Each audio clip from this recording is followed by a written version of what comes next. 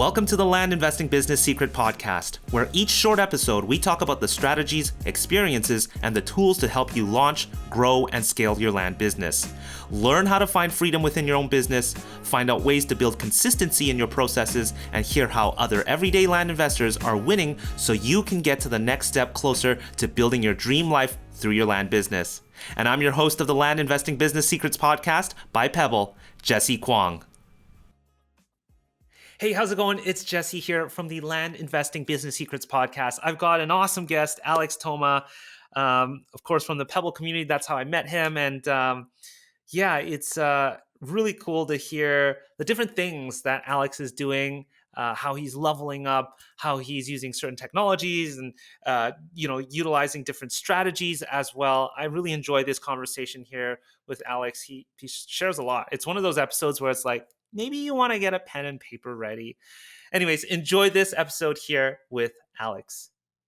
All right, I've got my guest here, Alex Toma. Alex, how are you doing? I'm well. How are you? Good.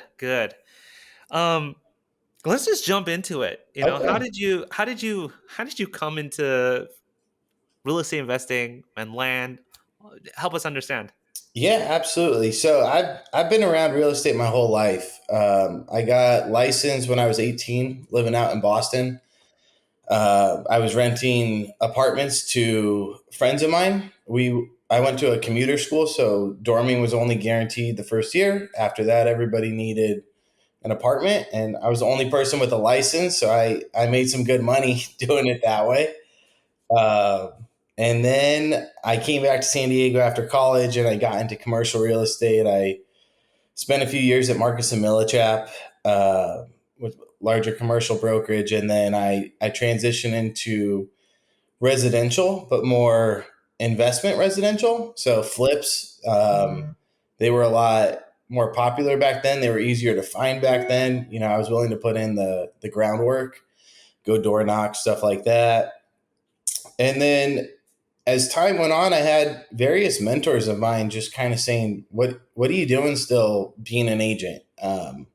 You know enough to get creative. And I didn't listen to them for a while. And, due to life circumstances and financial situations, I had 2 kids.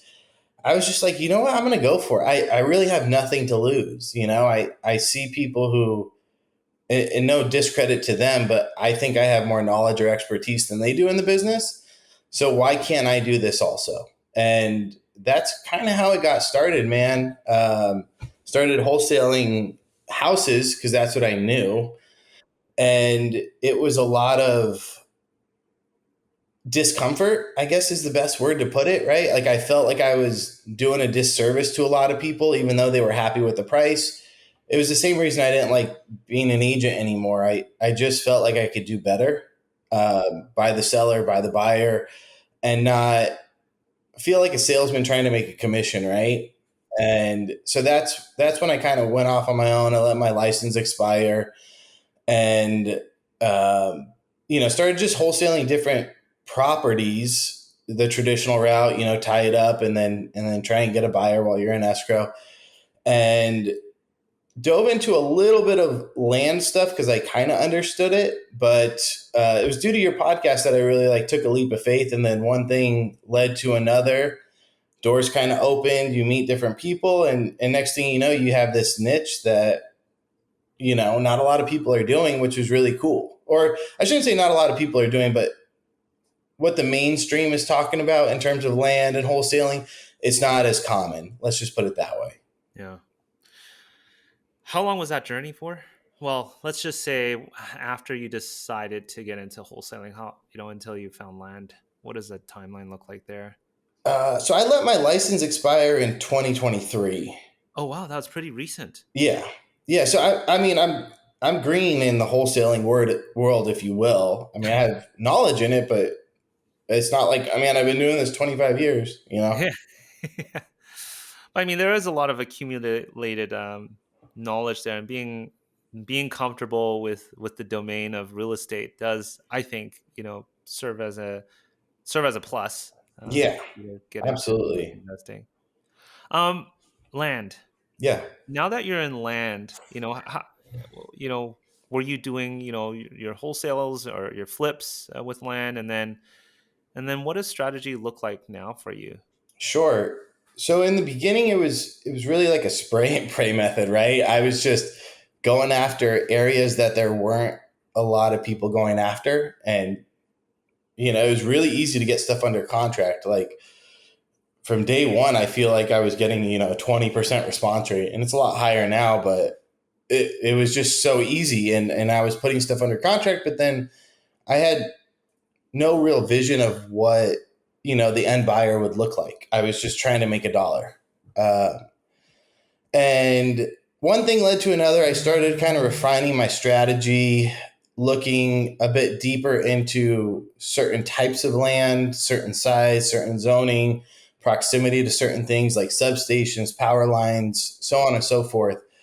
And like as I mentioned, it kind of snowballed, right? So you find this one property, and all of a sudden you're going like, hey man, this makes sense for a solar project. Well, now there's a new adventure of trying to get a hold of the acquisitions of these solar companies, and it wasn't easy for me. Like it took weeks or months at times to get a hold of the right person. And so that's kind of how the solar side started. And I still do that, but almost as like a side hustle inside the business, if that makes sense. It's more, hey, this really makes sense for solar. This is going to take, 18 to 24 months to know for sure, but I can get paid along the way due to the agreements I made with these companies. And so if something isn't fit the criteria of what I'm looking for, I'm going to try and pass it onto them, right? And so my main bread and butter is really finding commercially zoned properties or residential zoned or possible, rezoning plays, and then either wholesaling it or actually getting a tenant in there and turning it into essentially a triple net deal, and then 10xing the value. And that's what I like doing the most. Gotcha. Let's talk a little bit about the solar side of things. We can talk about the commercial side of things afterwards. You mentioned that somebody's interested listening here. You mentioned that it was hard to figure out who to talk to when it comes to the acquisition side of things for solar projects. And I'm assuming you're working with solar developers, the end developers. Is that right? Um, so why was it hard to find them, and do they move slowly because they are sort of not just involved with acquiring land, but they're also development. There's a lot of things going on. What it sounded a little sludgy on that side of things. It was, and I think because there's not a lot of people reaching out to them who are strictly in the acquisitions arena, right? So most of the time they have a number for you to call if you're a landowner, and you're like, hey, I got 50 acres over here. I'd be interested in leasing it to you. And they have someone who could talk to you about it and take down the information and pass it on to the right department. But when I was calling those numbers and then telling them, I have 15 deals that might work out, can I talk to the acquisitions department or the director of real estate? They were like, well, who are you? And then it just kind of, I felt like I was getting passed along to different people and never the right person. Uh, the first company I signed a consulting agreement with, that was a little easier because the person who answered the phone, although he was very nice, he was super green. And he was just like, I don't know what you're talking about. Let me get a hold of the right person. And that's when they reached out directly to me. Everybody else, I realized the easiest path is LinkedIn. Send a message there, see if you can hop on a call or get the correct email, and then bring value. It's not so much, hey, I'm in the acquisition space, could I talk to you about possibly partnering? It's more, hey, I've done my research and I work with this company, that company, and this company. I know you're a competitor. I'd love to bring you stuff also. And that gets them a little bit more motivated to reach out, I would say. Yeah. Um, those people that you're reaching out to, what is their job titles typically on LinkedIn? Director of development, acquisitions, director of real estate. I'm really kind of looking for a decision maker or someone with direct access to the decision maker, not someone who just intakes. And what's the typical size of their company? Maybe size, or how many projects are they doing? What's a good fit typically for someone like you and an individual to reach out to a company? Yeah, for me, it's a company that can handle underwriting somewhere between like 15 to 30 deals a month. Okay. And how can you tell if they can? You ask them. I ask them honestly, how many deals can I bring you a month that you will seriously consider? And then out of those properties you bring to them, okay, well, I'll take it a step back. You're going to need to qualify if your properties are near a substation, if not all property is great for solar. So how do you go about qualifying your properties for solar ready? I use LandVision.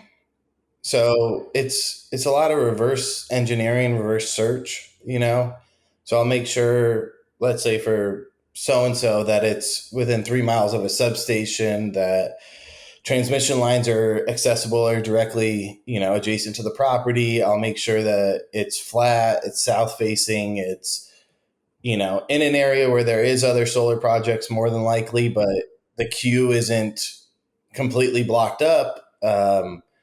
Which, as you know, I didn't know all this in the beginning. It was really overwhelming. But as time went on, you realize it's not that hard, and almost all the information is public or accessible. So you just kind of have to build out a checklist, which is what I have, and I kind of go down and go, yep, yep, yep, yep. Okay, cool. I'll reach out to this owner and see if I can get it under contract. Got you. And so with these owners, are you willing to pay a little bit more than you typically would with a traditional flip, just because it's going to end up, if there's a possibility of it ending up, on a solar project?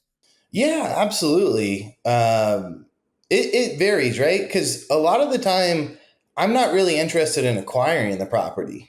Um, I will at times. Like there's a deal I have in Colorado right now. It's 160 acres, and I plan on holding that because I think that's really like tier one, right? It's like I said, 160 acres. It's close to a substation, and the going rate for something like that is like 2,000 to 3,000 an acre per year. So that's almost 500,000 a year, give or take, in income, and I'm acquiring it for less than that, right? And so that's something that could put my kids through college. Like that's a deal I would love to hold. Yeah. Um, But for the most part, what I'll do is reach out to the seller, and my strategy is just to have a conversation with them, right? Like as we previously talked, my outreach is all via text. I don't do mailers, I don't do cold calls. And it's the same script. I'm interested in your property. I see you've owned it for a while. Can we have a conversation about it? I'd be willing to make you an offer. And if they want to unload it, then yeah, I'll take it on. But if they're closer to market value or something like that, I'll just have a conversation with them and tell them the truth. This was my intention. I was going to lease it to a solar company, and this is the process.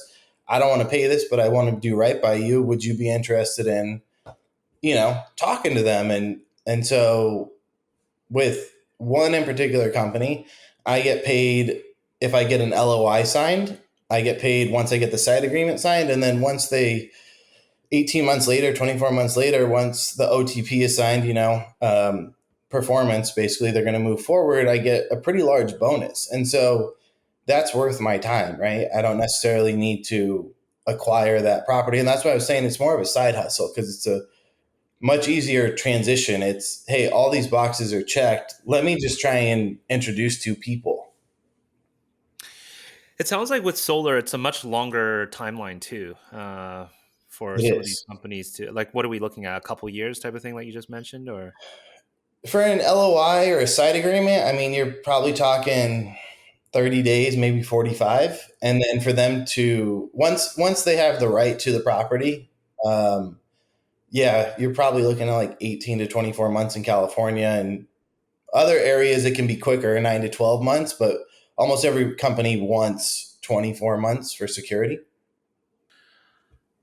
are there some certain states that are better for solar projects?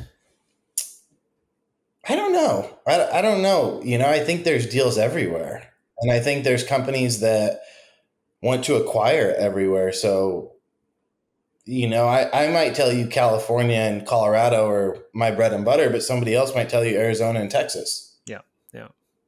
Um, and then what is your general feel in the whole, solar industry right now? I mean, there's a lot going on with the current administration and that, and what they sort of slashed out. But what are your thoughts in general? It's funny you ask me that because that's like one of the most common questions someone will ask me. And I'll give you the same answer I give them. I don't really stay in the know. As silly as that sounds, that's not my responsibility. My job is to bring them potential projects. It's their job to figure out what the future looks like. But if you want my opinion on it, I don't see it going anywhere anytime soon. I think it's too big of an industry to go away, regardless of one administration. Yeah, exactly. Administration is going to go away in a few years, and then who knows what's next. And I just read something recently. Elon posted about solar and how it's probably the most common sense in terms of energy sources, but Yeah, and that seems to continue to grow. But anyways, that's really interesting. Okay, so solar. I don't want to spend too long on here, but I find it just really interesting, and it's just something we never really get to talk a lot about. Um, you mentioned that it's hard to find the right person, to get in touch with the right person. What other challenges might somebody not realize? You had to learn obviously on yourself, and you kind of fell upon one thing into the next. And mhm. so for somebody who maybe, hey, maybe I do have a property that it could be worth exploring the solar route. What kind of things should they watch out for, you would say? Watch out for as in what do you mean? Any challenges, any surprises that you didn't realize when you're sort of getting into solar? Not really. I mean, it's a numbers game, right? You might think you have a perfect property teed up, and the answer is no, and that's okay. But I mean, it's the same thing if you put 100 deals in escrow, you're not going to sell all of them, And so I think the advice I would give anybody is if you think there's a potential there, submit it to a bunch of different companies. I mean, have you had a property where you submitted to one company and they said no, but other companies said yes? Yeah, absolutely. Really? Yeah. What was the big factor there that the other company said yes? Was it just maybe the project size, or what was it? I'm thinking about one deal I had in Colorado in particular that I submitted, and I really, this was in the beginning. I was like, this is going to make me rich. Uh, and it was a no pretty quickly, and I asked them, and they just told me it doesn't fit our criteria. They wouldn't really give me a direct answer. And to be honest, that was the last time I talked to them because I didn't appreciate the clarity. And I submitted it to somebody else, and they said yes about 30 days later. It's still, it's unclear if the project's going to move forward, but there's a site agreement there. Right. And you do earn when there's just a site agreement. Is that right? Yes, with a couple companies I do. A lot of them want to pay just referral. So they won't pay you until the 24 months are up, and that can be 3% of the lease, which similar to like a commercial brokerage, and I just don't like that. So I'm now down to only three companies I really will submit stuff for, because in the beginning I was excited and I was like, man, this is a great revenue stream, and then I started thinking about it. Well, that's a lot of risk and time to take on for really not a lot of money. And don't get me wrong, 60,000, 100,000 is a ton of money. I'm not denying that. What I'm saying is, you don't know if they're going to say yes. So why would you put the time on if they're not willing to give you something up front for your effort? One of the things I love about Alex is he seems to keep things really simple for himself. He the way that he approaches marketing, and he's very clear on what he's doing, and that's really important to us as well here at Pebble. Keeping things simple so you actually take action and keep the business moving forward. That's exactly what Pebble is all about when it comes to centralizing your property record, communication, follow-ups, keeping everything simple for you and your team so you can actually move in the same direction. Pebble does a amazing job centralizing, I think, your property records. This is what really sets us apart from what you would call a generic sort of CRM. We are not lead focused, we are property focused. And if you look at the world of real estate investing, we're looking at property. We want to know how many times we marketed to a property. We want to know what we've communicated to this owner, even though they never gotten back to us.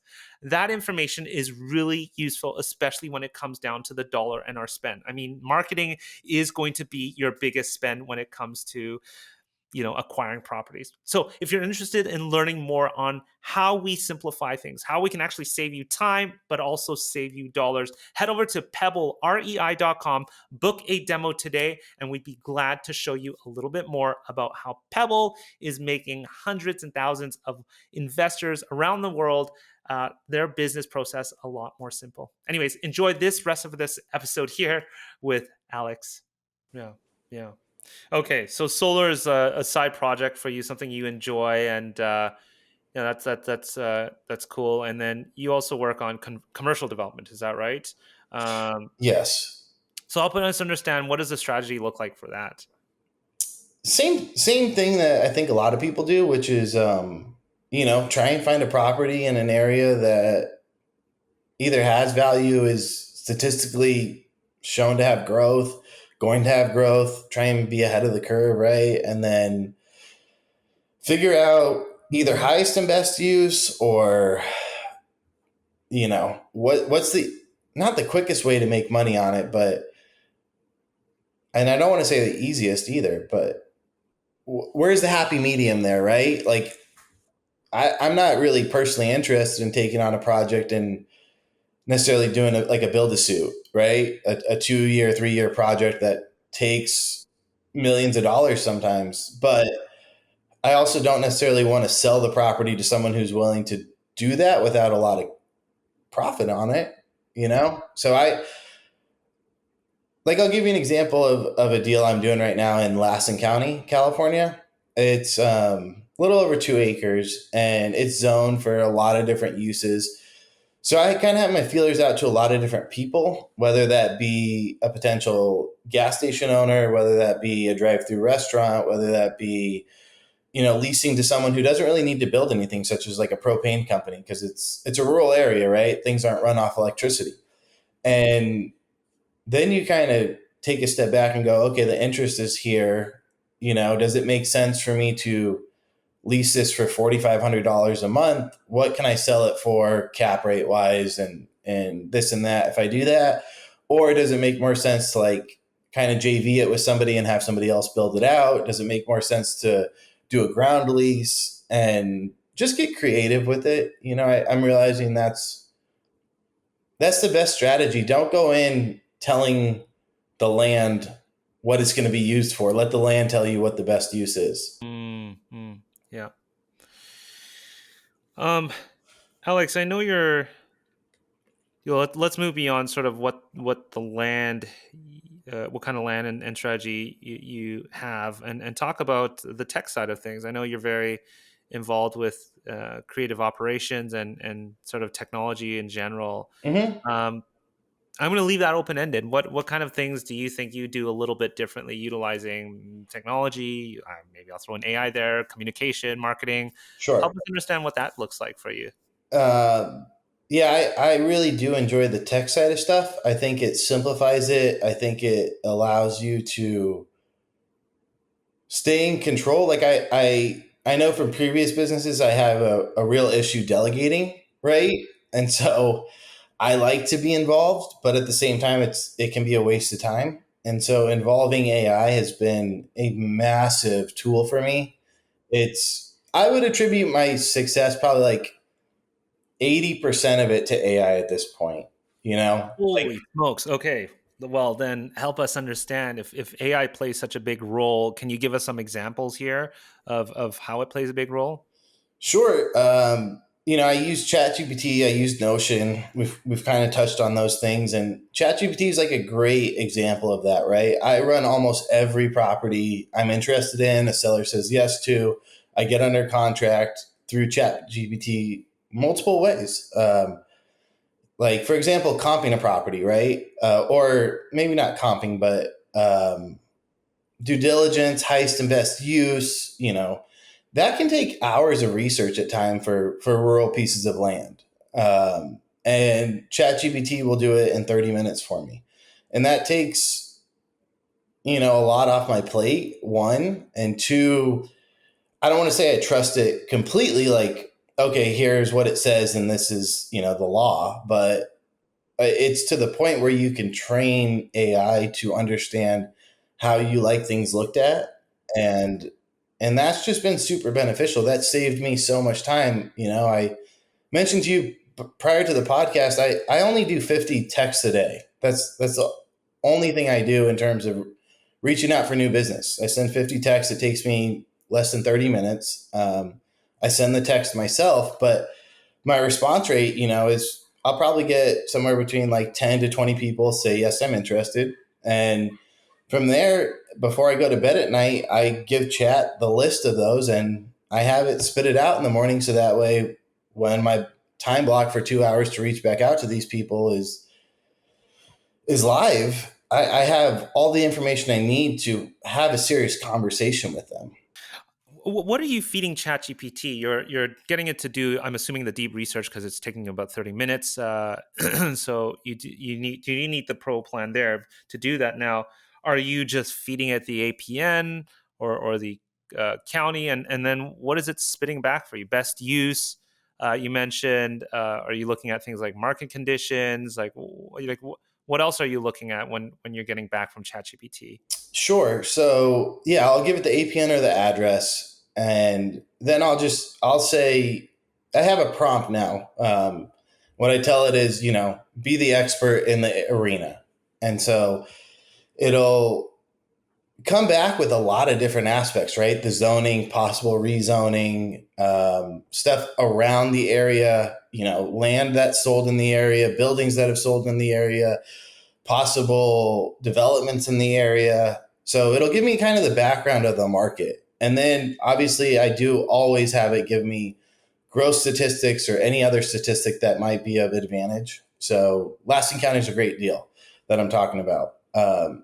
I think that's a pretty untapped arena right now because I could butcher this, but I don't think there's more than like 30, 40,000 people that live in the county.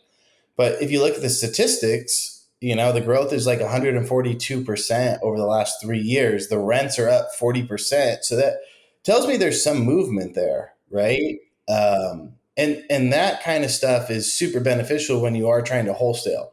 Because if you're calling somebody saying, hey, I got this property kind of in the middle of nowhere, are you interested in it?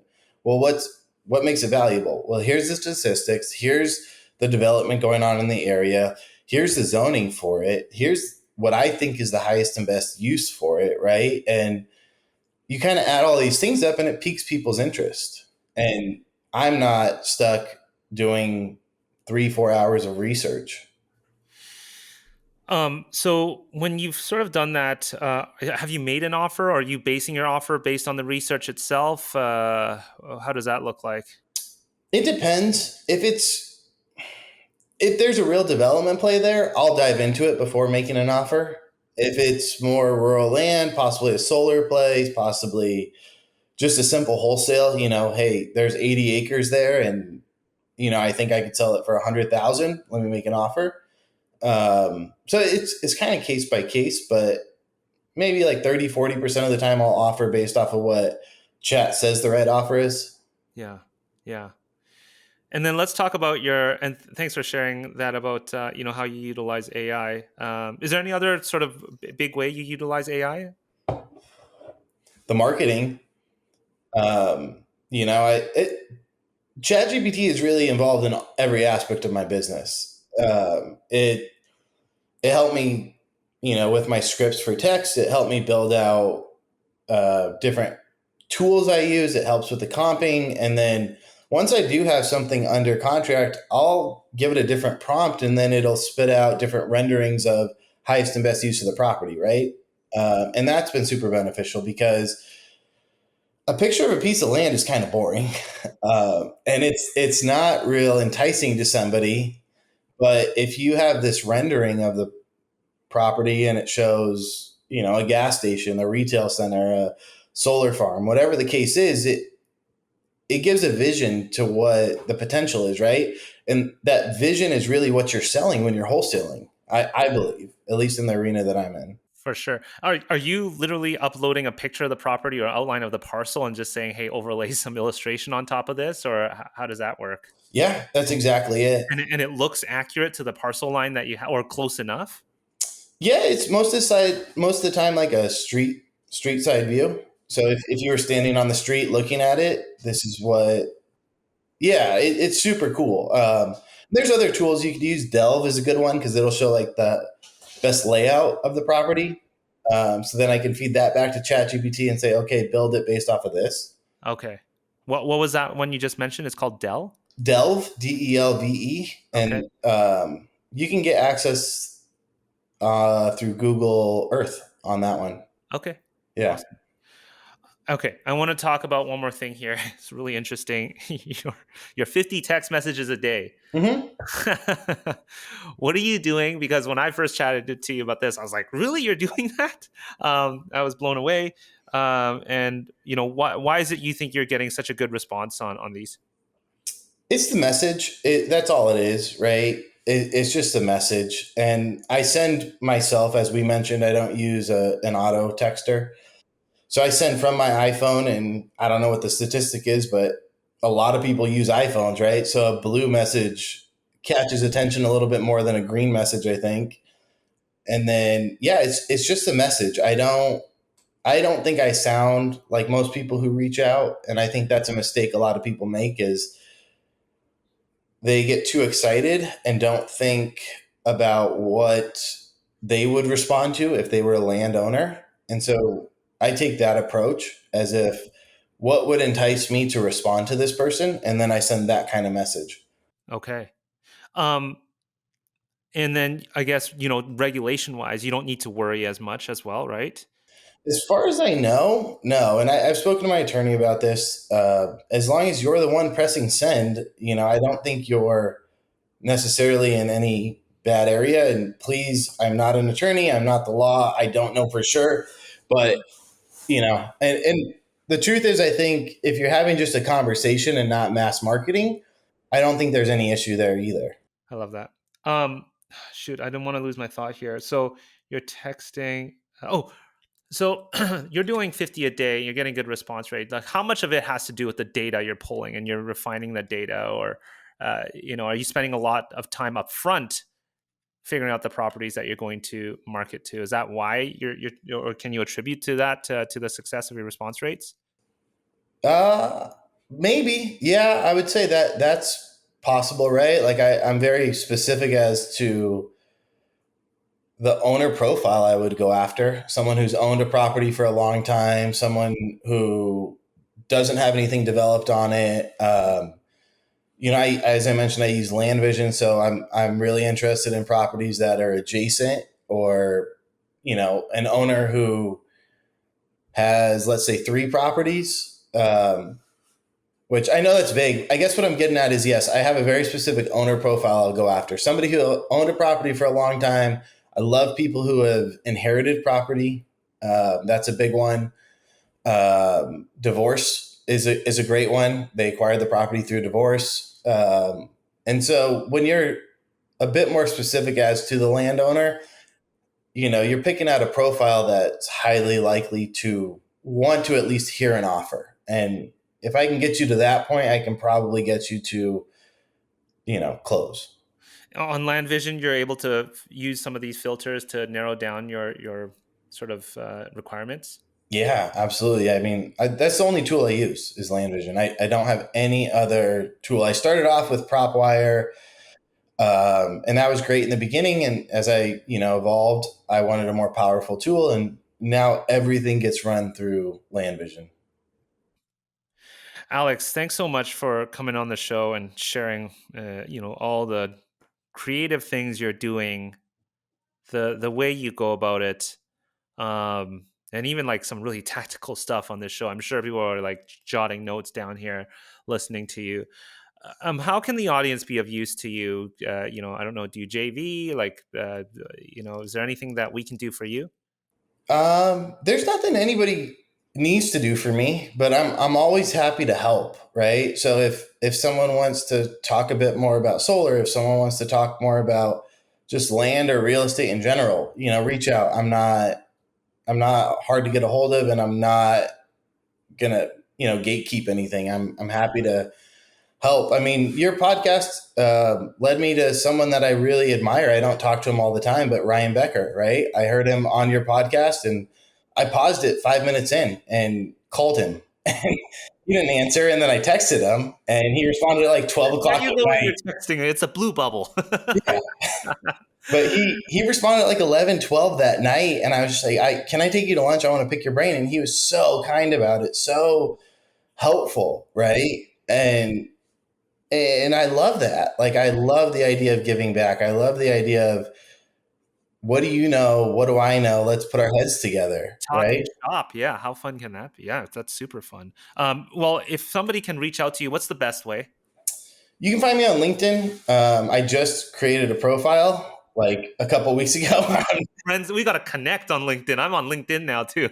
Yeah, exactly. Like, I'm not a big social media guy, but I was like, hey, this is a great way to get a hold of people. So I've had that profile for a long time, but I started actually using it. And if someone wants, they can email me. I just recently switched. We're rebranding right now, so it's Alex at Vanta, Vanta city.com. Awesome. But yeah, anybody can reach out at any time. I'm happy to, swap ideas. The only reason I got onto LinkedIn was for the same reason, because of the solar space. And it's so funny. They all live on LinkedIn, Yeah. whereas investors live on Facebook. And it's such a new world. I didn't even know how to become friends with people. Yeah, you call it connecting and all this fun stuff. So if you're interested in solar, definitely on the LinkedIn space. But you already mentioned that earlier. Alex, thanks so much for coming on the show. It's been a pleasure chatting with you, and very inspired by the things you do. So thanks again. Thank you, Jesse. I appreciate it, man. Cheers. Have a good one. Bye. Before you stop this episode or hit the next episode, I want to personally thank you for listening to this episode of the Land Investing Business Secrets podcast by Pebble. If you found this helpful, we'd greatly appreciate any awesome reviews and ratings on whichever platform you are listening to this on. And if you have 2 minutes and wanted to step it up even more and help others, feel free to share this in other Facebook groups or pages or any communities, giving others a heads up of the Land Investing Business Secrets podcast or the specific episode that may help them on their land investing journey. Once again, thanks so much for listening, and catch you on our next episode.